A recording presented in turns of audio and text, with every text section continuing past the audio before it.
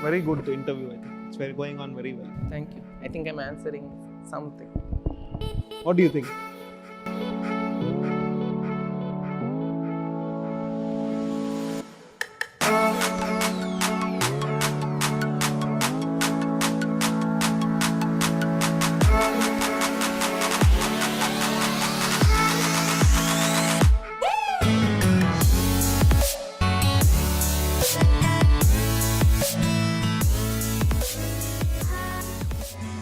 Rohan, welcome to this episode of the New Space India podcast. Thank you so much for taking some time out to speaking to me. Thank you for having me, NP. So you are one of the youngest entrepreneurs that I know here in India. I think you were already thinking about making and forming your own company when you are already studying your undergraduate education, and already had a very clear roadmap as to what you want to build as a product. So tell us a little bit about how come these ideas were formed so early in your life, and why you chose propulsion as an area. Again, thanks for having me on your podcast. Space has always been fascinating since childhood. Growing up in Ooty, closer to skies, and being a fan of science fiction, so space has always been a part of me since childhood. But always wanted to become a pilot since childhood, so chose a domain which is closer to that. So in order to understand planes, it is better to study how planes are designed. So that made me choose aeronautics as a career. But coming into entrepreneurship was not by choice. It's something, it happened by accident. The idea was to get into an Ivy League school and to continue work on advanced propulsion, because if you want to go farther and farther into space, you need more efficient form of propulsion, and chemical propulsion has exhausted it has reached its technological limits per se. So electric propulsion being the natural choice, and sadly in India there's nobody working on it, which I can confidently say. I mean, ISRO started a little late. So that was the idea. In college, we had an idea to develop a propulsion system which is efficient, uses water as fuel. Why water? Because it's available on Moon and Mars, so return trips are economical, makes sense. So we conceived the idea of actually doing this in college, but by the time it got completed, even our focus on going into an Ivy League shifted to entrepreneurship, because we found it entertaining, we found it interesting, because you have your own platform to do what you like, and we thought we could grow in it, and since attach a business angle to it so that you can fund ideas further, so that you continue to do, and it has been a great journey since then. So started when I was 19. So how did you gather support either in your university or among your friends who were initially doing things? So it was a very difficult time, to be very honest. Nothing was easy. The subject itself was very difficult to master because it is not thought, it is something in a very advanced level. And to do something in space, very well, you require a lot of funds, and access to grants in India is also very limited. And being an undergrad, it's even more difficult to get a grant from government. And if at all it's accepted, by the time it comes, you're already graduated. So we wanted to tackle this problem in a different way. I studied in Coimbatore, undergrad, and there are a lot of wealthy individuals in and around Coimbatore. So I started talking to them, and if they could fund the project. So this led me to meeting many industrialists, and subsequently from JSW Steels, Mr. Sajjan Jindal, through their CSR initiative, I was able to secure funds. Something which we did right is, before we wanted to do something, we figured out we need the money, where to get the money, and spent more than a year looking for around 20 lakh rupees. So that's how we first got funds, and then started building things. So why did the Jindal family, for example, trust in your idea, and how come you were able to convince them to give you not just some amount of money, but really substantial amount of money? Because 20 lakhs for an undergraduate student is already, and also it's quite a substantial amount of money. I have gratitude towards them, but why they believed is because I have a habit of writing papers and attending conferences. I used to do that, not now. And fortunately, I was accepted for a conference in NASA Goddard when I was in my third semester. And from Coimbatore, the Rotary Club had sponsored the trip, and it was around all these local newspapers. So the idea was to use water as a source of propellant for interstellar missions. And once I came back, Dr. Kalam, who was in city, wanted to meet me. And he gave a letter of recommendation stating that the idea has some potential which needs to be proved. So the letter from him actually convinced them. That's really already very entrepreneurial in getting all of that into place. So, did you have because normally space is done by teams. Not individuals can't normally do things in space so very well. So, given that you were already quite young and you might not have students who are so focused or so sustained in interest in one area along with you. So how did you find other people to collaborate with you, or how did you motivate them, or did they already have motivation to work with you? It's a good question. So in college, I had a small fan following from juniors, and two of them became my co-founders initially. And see, everybody were interested in the beginning, but these two people stuck with me. So I think, and one of my family friend from Mysore, 4 of us worked together on this. And that's what it is never possible individually. And propulsion, it's very deep math to begin with, and something which is not thought to master the subject requires extraordinary mathematical capabilities. And I think we 4 of us divided each task, and Bellatrix is all about teamwork. So that also, it was also a learning curve, how to work with a team, and that has led to what we are today, 25 people strong, and that team spirit is still active. So when you raise this amount of money, and it's still at a level of just doing something as a university project. So when did you think that this is beyond a university project and this is actually a company? So as I told you before, I wanted to do this project to have a couple of patents granted so that your admission process to a good university becomes easier. So I saw my peers or my seniors having publications or good GRE score to attend. Of course, I had a good GRE score, but instead of publications, I want to do something more significant, patenting.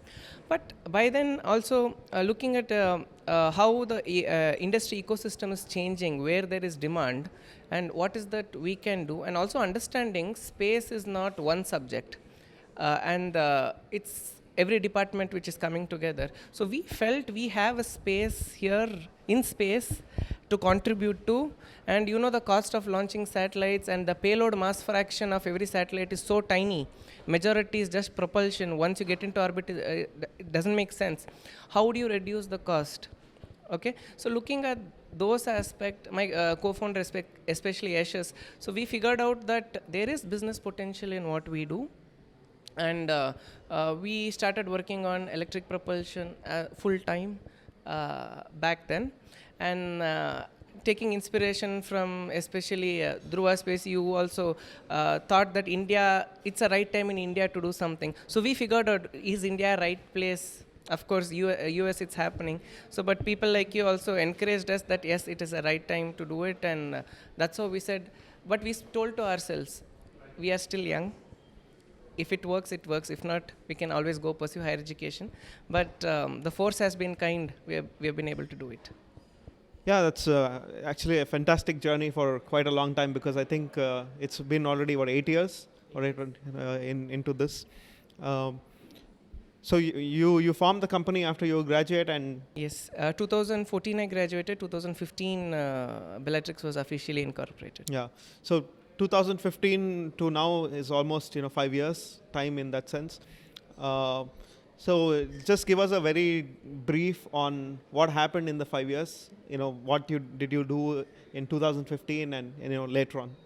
So we were very fortunate to have ISRO as our first customer. So once we were able to prove that the system works on water as propellant and we were able to ionize it, ISRO came forward and gave us the first developmental order to supply them 2 thrusters, which made others believe in us as not kids, but they have something substantial.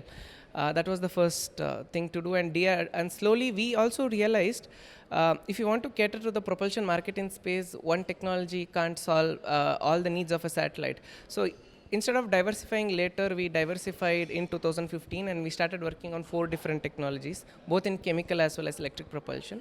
So it took time, but I think it's worth it. And now we have realized propulsion from nano satellites ranging from micronewton level to all the way to Newton level, all the way up to 5-ton class of satellites.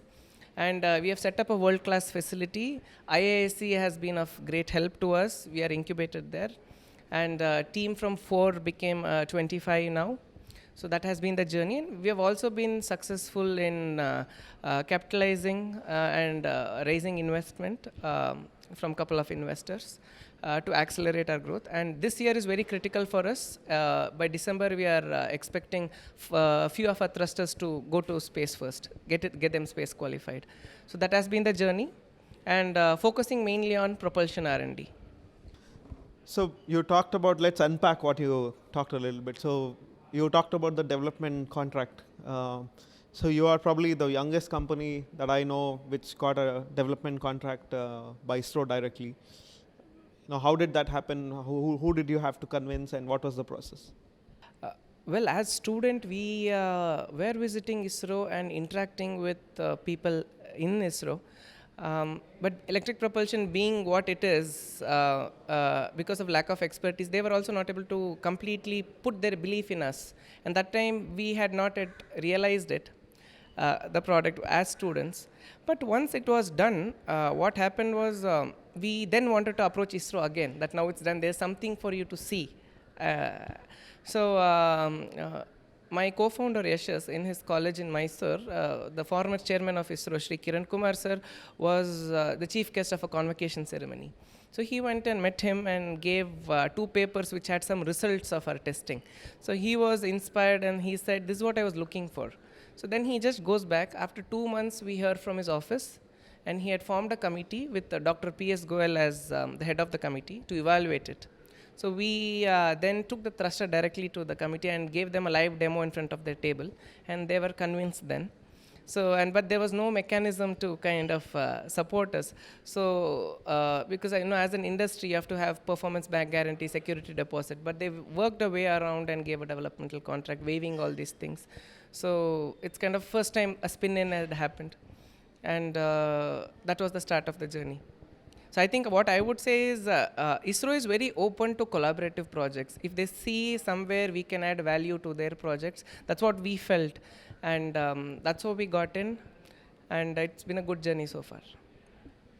So you have this development, whatever model, the initial prototype that you have, and of course to build a fully functional mass production unit, you need a lot more money, and you need to prove your space heritage and everything else. So for this, you of course need capital.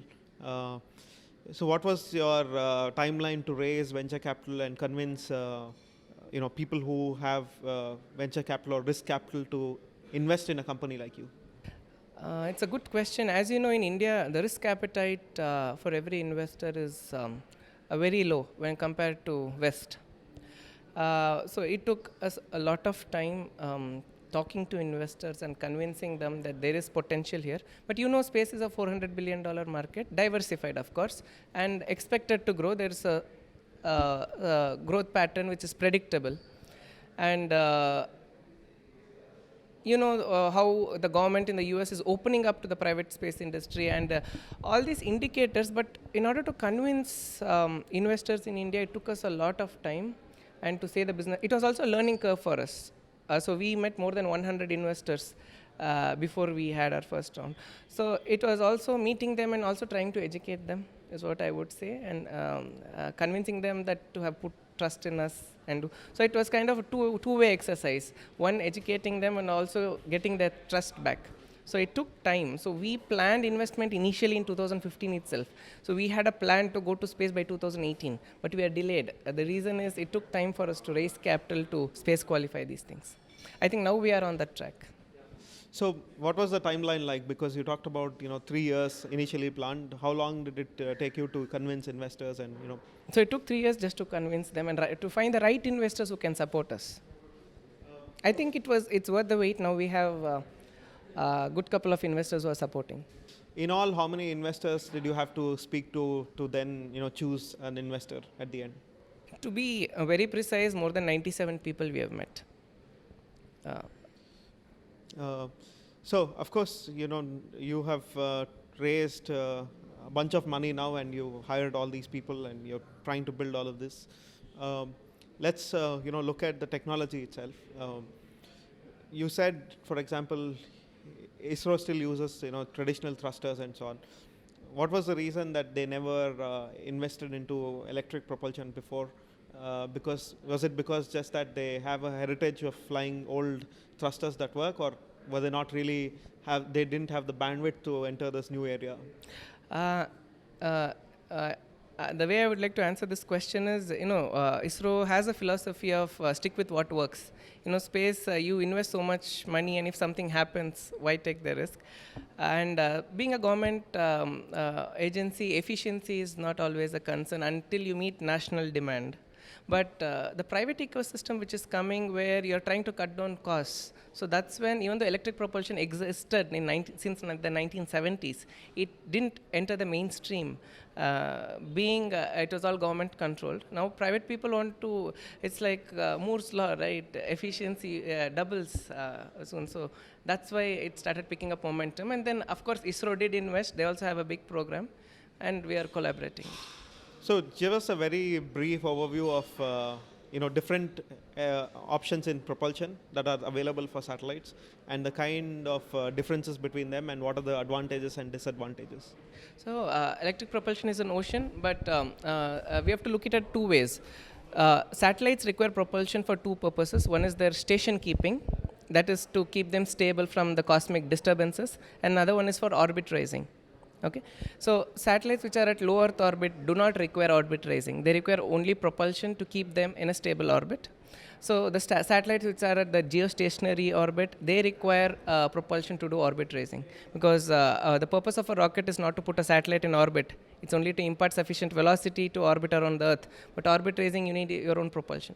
So chemical is very dominant here. In chemical, there is bipropellant, monopropellant.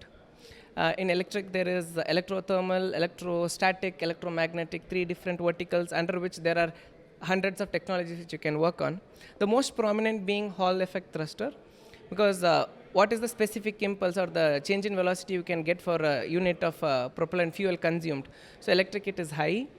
And it's also thrust to power ratio is a very critical term, because satellites, even though electronics we have miniaturized to a certain extent, but still the solar panels only are so much efficient, right? So you need a larger solar power panel to generate more power.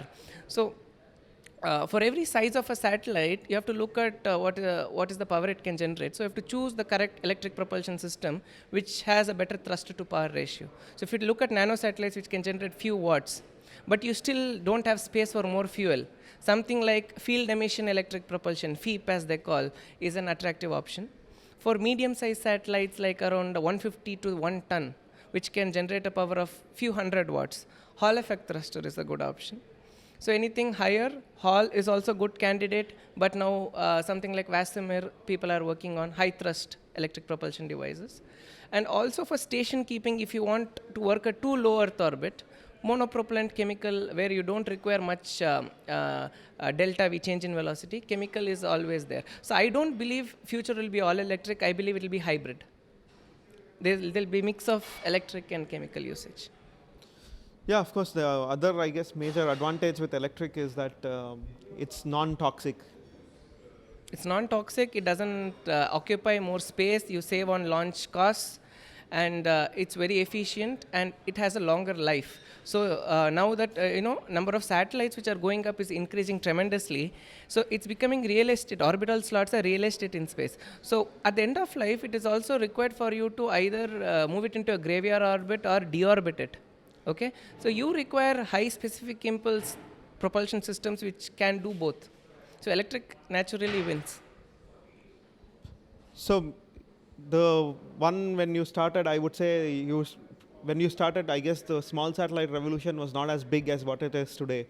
So I guess initially you were thinking mostly about the geostationary satellites, and now you're looking at the small satellites. True. So when we started Bellatrix, we only looked at the larger satellites with ISRO, DRDO as customers, and then global big players.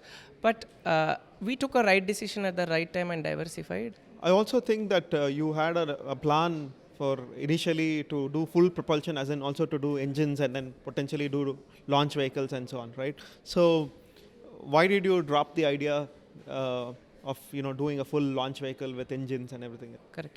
So we still are working on developing liquid propulsion liquid propulsion for rockets, basically cryogenic. We have the capability, but the decision was taken, the Chetak, as we named the launch vehicle, to place around 300 kilograms to low Earth orbit, presently on hold because of capital constraints.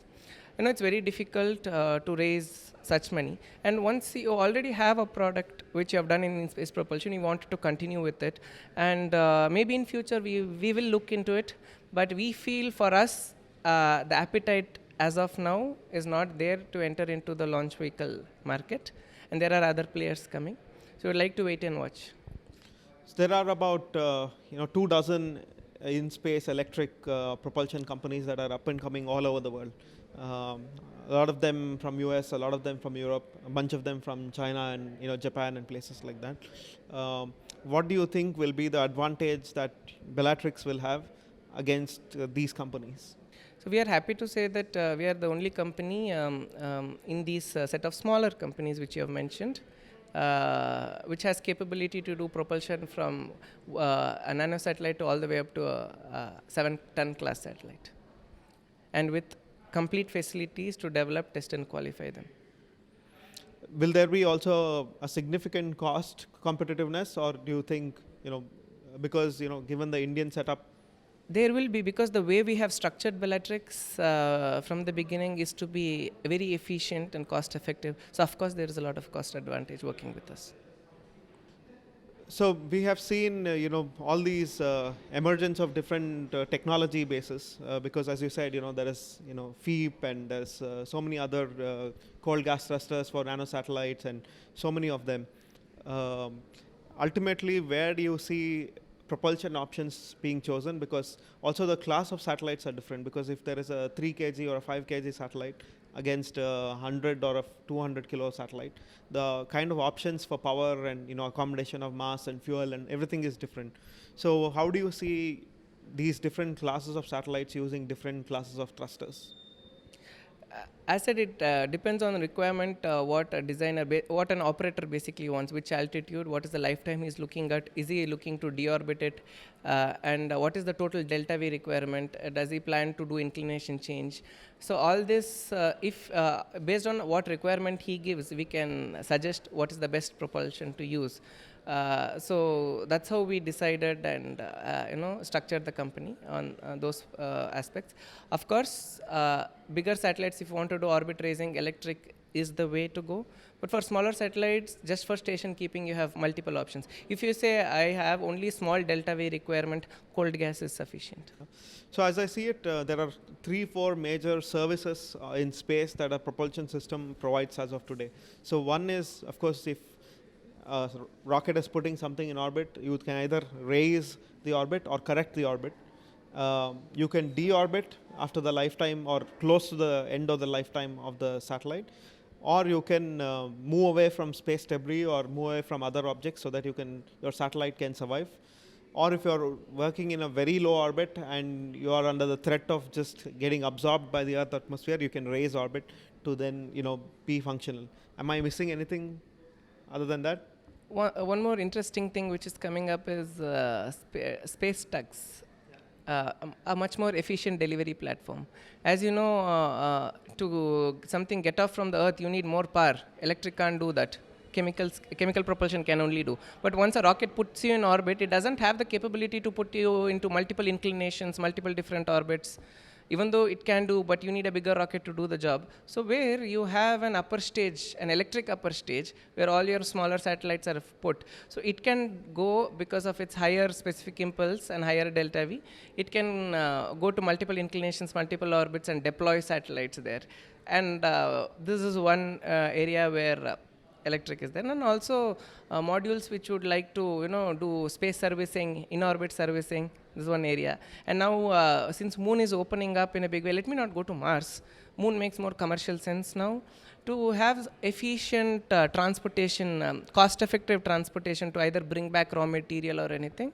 So that is also opening up, where electric naturally is a good option. So there's been a lot of talk about water as a propellant option and everything. Why is this such a very big thing that water can be? See, water is not the best propellant, I would say, and we don't combust like split hydrogen and oxygen and then combust, so that becomes chemical. So what we do is we ionize it to a plasma state and then accelerate it. But it's a trade-off between the best propellant and the worst, so it doesn't give the best performance. But the thing is, moon, there is water available. See, electric propulsion, we use xenon as primarily fuel. It's a rare earth gas, heavy particle. So when you accelerate it at higher velocities, because of higher density, it gives you higher thrust. But the problem is, if you want space grade xenon, it costs you around 13 lakh rupees per kilogram, just per kilogram of it. Okay, pretty expensive. Water, on the other hand, how cheap it is. And in space, it's easy for you to maintain water in its liquid state. You don't need pressurization. The entire propulsion system architecture is simplified. On the other hand, there is water available on the moon, so you need not carry your return propellant from moon. So you can maximize the payload or the cargo delivery. So that's why people see in situ resource utilization. That's why people see water as the next big thing. So we kind of figured it out long back, but it was a nightmare to make it work, but something which we have done. So we were talking about water and using it for in situ and bringing back stuff. Is electric propulsion a good option to go beyond Earth and Moon? And because there are limitations to how much you can use any propulsion technology to. What would be a good propulsion option for, let's say, Mars base or?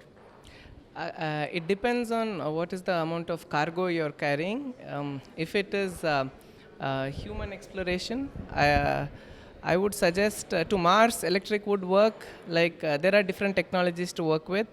Like Vasimir is a good thing. See, you need something. There's nothing which exists which gives you limitless specific impulse, right? So in space to move, you have to expel mass. And which engine can do it more efficiently can go much further. Okay, so it all depends on what is the payload you are carrying and what's its mass. If it's human transportation for up to Mars, I say high power electric propulsion, which is in development. Happy to say we are also capable of doing it. Is possible. If you want to travel farther than Mars, okay, now Saturn's moon, Titan is opening up, asteroid mining, all these things, you need to look into nuclear propulsion. So which gives you higher thrust for fuel consume. And it is something doable because NASA and their NERVA program did it way back in the 60s. Okay, so nuclear propulsion and nuclear electric. So that's a good option because you see, if the farther you go, the solar irradiance factor, what we call, so how much watt per meter square, how much it can generate, decreases. So it's around 1000 watt per meter square on Earth orbit, above Earth. Mars, it is half of it, 530 something. It keeps on decreasing the farther you go. So if you can't have fully nuclear powered propulsion, you can have nuclear electric, where nuclear to provide you electricity and that electricity to power your electric thrusters, and that is the way to explore the solar system. But if you're talking about farther than solar system, we are not there yet. In the process of building up your team, you and your co-founders, and you're quite a young team. you also need kind of experienced people to bridge the gap and also have expertise come in, and so that you have a consolidated team that can deliver the end product. Um, was it easy to find the kind of people you wanted? Where were the people, having the background in, and how easy was it to get them on board? It's a very good question you asked because, of course, when we started out, I happily admit everywhere that we were very immature. Just like bunch of boys want to do rockets to space. But one good thing which we had in trait in ourselves is the perseverance to stay and do and deliver because we love space. But we were also very clear we need mentors, but we need mentors who can do course correction, but not suggest technology. So we found it difficult to find these kind of mentors, but we eventually found them, and from ISRO, who are helping us to develop the kind of technology we want to do and say which is wrong, which is right. It took time because we wanted them with a different mindset. It took time, it was difficult, and now we are happy to say that we have a couple of investors on whom we are dependent so much to do what we are doing. I saw a picture of you with Deepika Padukone together, and there was a lot of news articles about how she's invested in Bellatrix. How can you convince a film star to invest in a space company in India? First, I would like to thank our existing main investors who put in faith. And of course, having Deepika on board is also very exciting because, she likes to do something new, explore, and I think when we first met, all thoughts which she had, to be very honest, was to support these young boys. So, that has been the interaction, and it's fun working with her office, and her manager, Mr. Nitin, is a very experienced person. So, it's nice to have her on board, I would say. But anything more you want to know? No, it was interesting because, Yeah, because see, one more thing which we had in mind is a person like Deepika coming on board, and space becoming the hot topic. We also felt that it would kind of rekindle the interest of Indian investors looking on how they look at space. It is not a very only a tech savvy investor can do. If he's with the right mindset, they can do. So it was a good message which was sent, is what we believed. Yeah, this is particularly interesting because people who have often wealth who are normally outside of the space industry, right? Because people who have built companies or have done other successful things and have created wealth for themselves are often in other sectors, right? And convincing them to participate in the space industry is a big challenge. It is a big challenge. And slowly I see some companies like you and Kava Space and few others have tried to convince some of these people and have been successful in doing so. So do you think this trend will continue where we will see more and more of these people investing? It will be a slow growth. You don't see an exponential rise, but I believe it will happen. More and more people will invest slowly, and they should understand that the gestation period is larger than any other industry. But people are coming up, and I think it will happen. And as you know very well, space is a global industry. It is not limited to one region or anything. And there is space is all about collaboration. One person can't do everywhere. So I think it's a very healthy industry to work with. And in India, with the capacity which we have and with what ISRO has already done so far, I think more companies will come in this field, and we'll have more such investments. It's especially interesting because since India does not have a very strong VC scene for space investments, this becomes an alternative to having VCs because ultimately whoever is an Indian VC normally invests $1 or $2 million in a company, which is the traditional kind of investment for a Series A or something like in India, right? So I guess these high net worth individuals in India can invest as much as a VC can normally do in India. Looking forward for the change to happen. Yeah. So in your current role as to how the team and your company is formed, what about things like having testing facilities for doing your tests? what about qualification, and so all these things that you have to have on the ground to be able to finish the end product. Did you have to establish all by yourself, or? Yes, see, if something wrong happens in space, you cannot send a service person to repair it. So space, the quality which comes with some people just neglect it, and some startups initially when they start, they don't think about quality. And we were fortunate; our advisors first advised us to think about quality, and that's what we do. And we also realized that the facilities which are required to test these things are not available anywhere, and other than ISRO. So we that's why our investment requirement was also on the higher side. So we have invested in facilities which are required to fabricate, test, and qualify these things in-house, and it took a lot of time to set these things up. And now we have complete A to Z facilities to test and qualify space propulsion systems. Space propulsion is very complicated to test, I would imagine, because the kind of thrust level in space against the thrust level, testing that on the ground, it's like moving a paper or something like that, right? Yeah, correct. So, what do? You use a thermovac chamber to then simulate. So you need very high levels of vacuum to test it, because if there's no vacuum, the plasma which comes out collides with the molecules which are present there. It lose momentum. You will not get a good thrust reading. And in order to achieve higher vacuum, say for around 1 into 10 raised to minus 6 millibar, that level, and you have to pump the propellant, and still you need the pumps which are capable of removing all these gases and maintaining that vacuum. And if there is a drop in vacuum, your high voltage would short, and you'll have a piston discharge. There's a host of issues. So we learned, there was nobody to guide us. We learned it through trial and error. And setting these things was itself a nightmare. Of course, in an area like propulsion, a lot of the equipment. And also to measure thrust is a very millinewton, micronewton thrust. If you want to buy them, they themselves would cost in crores. So we had, Indian way of doing some other little jugaad way of measuring thrust. So we have built our own calibration standards where we can test them. Yeah.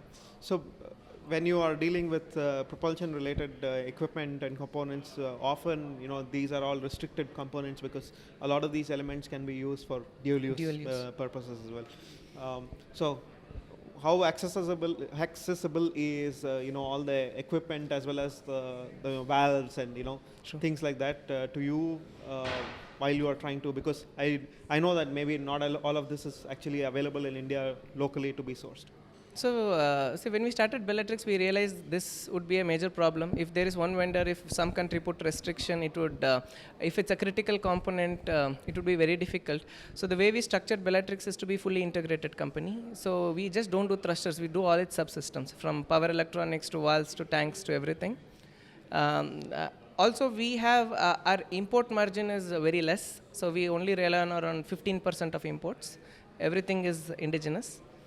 And one more good news is India is a signatory to MTCR, Missile Technology Control Regime. So after India became signatory to friendly countries, US especially, they have an ECCN list, export control critical component numbering list, something, where they have a list of components which can't be exported to other countries. So since India became a signatory, and with its, what this government has done good is with relations, so we now have access to those critical equipments from those lists. So doing business has become easier in the past 3 years than, in the last 3 years than what it was before. So what is the perception, because you are well known in India and you've been working with ISRO and everything. So, but then, what is the perception of, potential customers from Europe or US? So we are looking to, the main goal is to become a global company. As I said, space is global. So so that's why I said this year is critical for us. So we have to qualify the products which we are doing in space. In lab it is done. So post that we are talking to potential people globally, and we are just waiting for our thrusters to be qualified, and then look at the global arena. So what do you think will be the market for these propulsion devices on a yearly basis, and what will be your ideal market share in that? It's a tricky question to answer, because unlike rocket or small satellite launch vehicle segment, propulsion, now that recently FAA has mandated that every satellite have propulsion, just not just for deorbiting, but to do collision avoidance maneuvers. So propulsion is becoming a mandatory thing in orbit. So we see somewhere, at least it would be great if Bellatrix can capture at least 1% of the global propulsion market in the next 2 to 3 years. So the phase qualification that you want to do, for example, it will involve you testing just one thruster or multiple thrusters, and what is exactly the test? So looking at the technology readiness level, so by qualifying, space qualifying one thruster, you reach TRL level 7. So if you want to reach 8 and above, you need to have heritage. The same thruster has to fly in a couple of missions to prove it is there. So right now we are aiming for TRL level 7, and then 8 and 9 go. Eventually. Yeah, eventually. So apart from ISRO, you talked about also the DRDO, and we've seen announcements of potentially a defense space agency and defense research agency and all these things. Do you see any interest from Definitely there is. Since we are also active and have couple of patents in the field of greener propellants. So that's one active area of research at Bellatrix, with support from IISc, of course.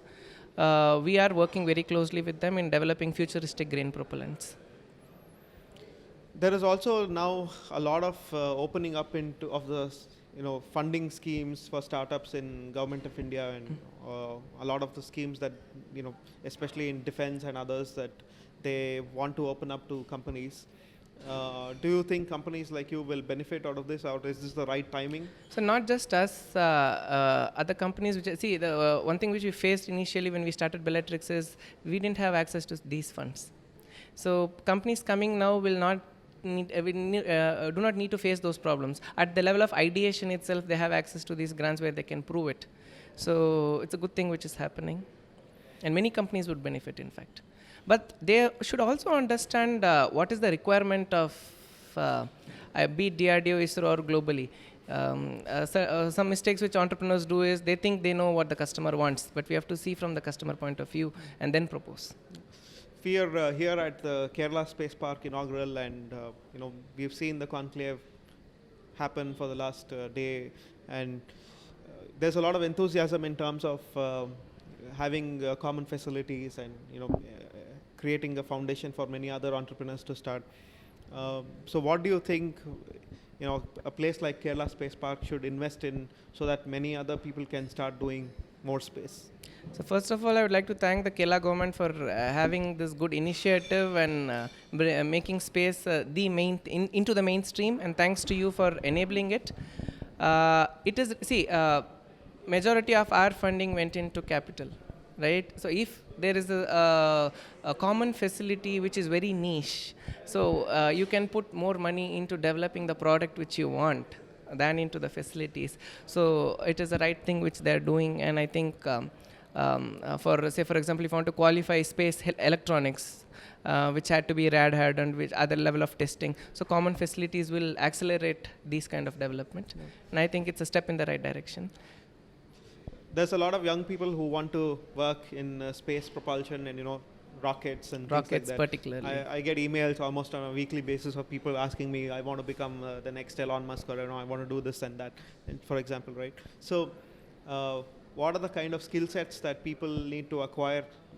Because of course, leadership and having technology leadership and executive leadership is a different track, but a normal person who is trying to just become an engineer or a scientist with that kind of focus to enter the propulsion arena, what would you suggest for people to work on? Propulsion or rockets in particular, many people even do approach me and ask what to do. So the problem is space is also this very catchy subject that everybody wants to be Elon Musk or reach the stars. It's fascination which captures their imagination, but that also leads to a problem. They do not know where they're headed. So if you seriously want to look into space entrepreneurship, I would suggest spend some time understanding how the industry works, and now they have more opportunity because private people are there, and then take a call maybe. And because it's not as easy as they think it is, since multiple things come, but it is encouraging. So what I would suggest is it is better they know about it and then take. And second thing, most important, they should have perseverance. If they do it, perseverance to stay on until you deliver. Yeah, and especially in areas like yours, I guess core expertise on chemicals and chemistry. Building a team is critical. As I said, Bellatrix is not it's never been a one-man show. So we have a range of expertise from chemistry to catalysis to plasma physics to combustion modeling, CFD, to heat transfer, so all these things, structures. So you need to build a team, identify a team which can stick on, and who are a core part of the team with these capabilities put together. It's a good, like how mom makes your good rasam, which tastes perfect. So that is required for a space company. You're very lucky to have a lot of good advisors. Blessed, in fact. Yeah. This is something that is actually very difficult for anyone to, mimic, because getting approached, to people who have had a lot of experience and have done great things before is often very difficult in India, and to access anybody at ISRO at the leadership level is also quite often very difficult for young people. So what would be your advice on how somebody can get such an advisory team or people who can advise them in their journey? Yeah, I can only share my experience because in our case, ISRO was supportive, is supportive. The only reason is we approached them after we had something to show. Showcase. Because of course, if you think in their stand in their shoes and think they would like to see, because they know how difficult it is. So if somebody, be it software or hardware, or if a company wants to do something, now since they have access to grants, let them qualify from ideation state to a prototype stage, and then try approaching. And I think this would have a different impact than what approaching them in the ideation stage itself.